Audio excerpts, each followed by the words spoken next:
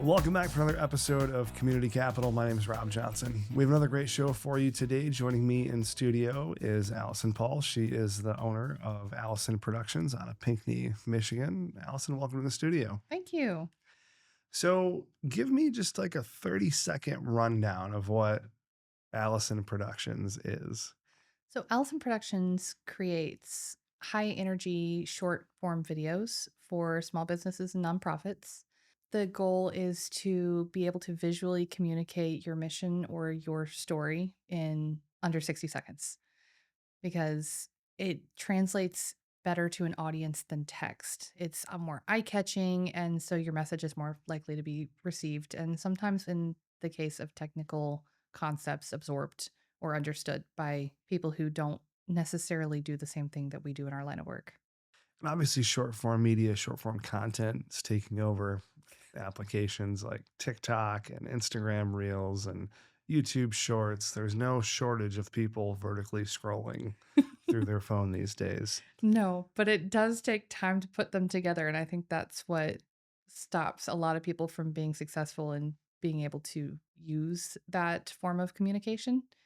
So I want to get into how kind of like the dynamics of the business works when you're working with a client. But Mhm. before we do that, what led you to starting, the company? A lot of traffic on the job pursuit. So I started out in the Navy. So after the Navy, I got out and I decided, you know what? I'm going to go into education. I was a teacher for a few years, including COVID, and that was a really rough go. So I tried to find another avenue to use my skill set and ended up a few different places. Ended up working in cybersecurity for a little bit, and that's actually where I got introduced to video editing because my boss would bring up, "Oh, I need to do a podcast. I need to do a podcast." And so I'm like, "If you just record it, I'll edit it for you and it'll be fine. Then we can just move to the next topic. It'll be fine." So you edited his podcast just so he'd stop talking about Yeah. it? Yeah. I love it.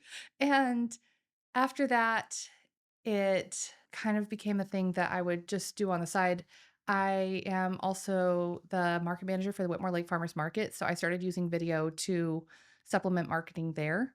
And then I started helping my dad with it. And about November, his boss reached out. He's like, "If you create an actual company for this," kind of gave me the nudge. And that's how Allison Productions became a thing. So when you start working with a client, so let's Mhm. take, your dad's company and you start planning out content and what you're going to shoot and how does Mhm. it work? How does that process work when someone engages you and says, all right, I want to create short form content? That's wonderful. What do we want to highlight? The first thing that I ask is, what is the content or the message that we're trying to convey? After that, it's listening, trying to figure out, making sure I understand what they're trying to communicate, and then creating a way to translate that message visually. I come up with about 3 ideas and like, okay, what do you think? Which direction would you like to go? Sometimes I'm like, I get back, no, that's not really the direction I want to go. I need this to be more serious, more funny, more. I try to adjust the style to the person. Sure. And then after that, we um, decide how we want to do it because sometimes we'll film it live. Sometimes they'll film it on their own. And sometimes they're like, "I don't want to be on camera at all. Can you please just do a voiceover?" And I'll use B roll or stock pictures and video and create moving imagery to go with the voiceover.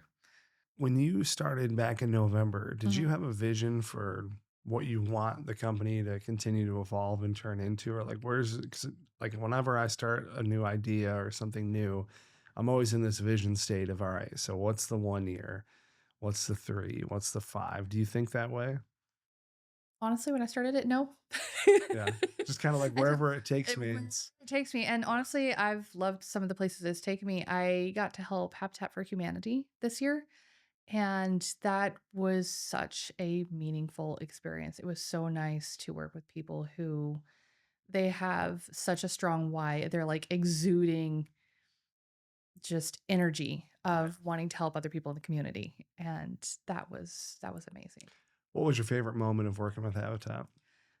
My favorite moment was when we had to communicate the why. Why our it was for the Sawdust to Sparkles Gala, and we had to communicate everything in a video to explain it. Like, why why are we trying to raise money? Why is this important? What is the gala about? Like, put all of that into one ball of video, so to speak, and have it translate in a way that keeps the heart of the people who are doing the work. Great. So, So looking ahead, so we're wrapping up the first quarter of the year right now. mhm. So what's on your radar for the next quarter? What's something that you want to get into, something you want to learn, develop, grow in, someone you want to work with? I'm actually looking at making a mini series of really short videos that just highlight local businesses, producers, artisans in the area because I've moved a lot. I've moved, I think I counted the other day, I've moved 33 times. And Wow. it's a lot. That is But one that is a thing lot. one thing I know from moving that many times is that when you get to an area, you don't know how many wonderful businesses are around you. And like I remember I was stationed in Virginia Beach and all of a sudden there was this what was it, Diners, Drive-ins and Dives, and there was an episode about a restaurant in Virginia Beach that I'd never heard of. And so just kind of trying to highlight or bring a light to all of the local wonderful things that we have in this area is kind of what I want to do. Also looking at doing a agricultural kind of tour of the area because we have a lot of local farms. We have a lot of local producers that, and working with the farmers market, they go unseen unless you're looking for them. Yeah. And I'll say, being in Brighton as long as I've been, there's a lot of that here. There's a coalition of businesses called Believe in Brighton where they, Hmm. work together and, basically showcase each other's businesses, and Yeah. there's community around that. And then obviously the Brighton Farmers Market, there's a lot of, people that go there, spend their time there, a lot of unsung heroes of the local community that are staples that, people, come back week over week to see and support and, be a part of their business. I'm sure there's the same thing in Whitmore Lake and Pinckney and all of that. So as we look to close here, Allison, Hmm. what if someone's listening to this and you need to make the case to them as to why they should think more about short form content and why they should, consider working with you, what would that look like? It's an easy way to communicate with your audience. If you're trying to grow your audience, if you're trying to share your mission, it's really easy to share a video. It's really easy to watch a really quick video and understand what the mission is or what the message is. I know that one of the clients I worked with, they went from a few hundred views to several of the videos that we've made together have had over 13,000 views.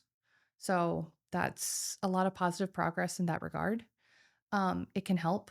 It can also help capture a lot of technical information in a way that's easy to digest. It can build instant authority if you want to send it to potential clients. And that way they understand all of the background before you walk in the door. Yeah.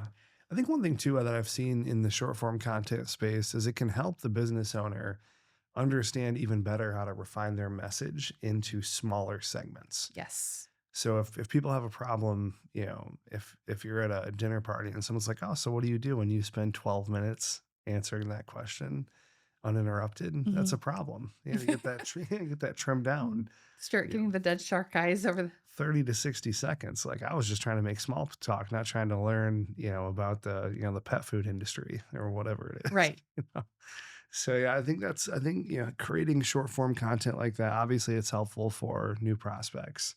It's also helpful for the business owner to understand how to get their message down into, one particular area Mhm. in one 30 to 60-second run. And what's interesting now, I don't know if you've seen this, but like the rise of 7 and 10 second ads is pretty crazy right now. That's something my team's exploring is, how to meaningfully tell a message in 7 to 10 seconds. That's a fun challenge. It's very exciting. Yeah. Can be very frustrating, but it's very exciting. Absolutely. Absolutely. Well, Allison, anything else you want to tell the listeners before we wrap up today? Um, Real quick shout out about the Whitmore Lake Farmers Market. We are currently looking for sponsors. There's 3 ways for local businesses to sponsor part of the events that we have. We have a 17-week event lineup for this summer. Whitmore Lake Farmers Market runs every Sunday from 10 to 2. But if they want to sponsor an activity, they're welcome to come anytime. We have a business expo on, I believe it's August 16th. And that is an opportunity for any businesses to come and showcase their services, talents, products at the Whitmore Lake Farmers Market for free. And the third way to help is to sponsor one of the events because we do have 17 events that we're trying to make sure that there's something for everybody in the family. There's a kids event, there's food trucks, there's live music, and make it an enjoyable and safe experience for everybody. That's great. Well, two things. One, we'll make sure that all your content information is in the show notes for the episode, and we'll also make sure everything about the Whitmore Lake Farmers Market is in the show notes as well if people want to learn more or sponsor. Thank you. All right, Allison. Well, thanks so much for your time today. I certainly appreciate it. My pleasure. All right, everybody, that's going to wrap up this week's edition of Community Capital. We certainly appreciate you watching. If you are on YouTube, go ahead and press subscribe for all the updates from the Brighton Chamber. Apart from that, we'll catch you next week with a new episode. Take care.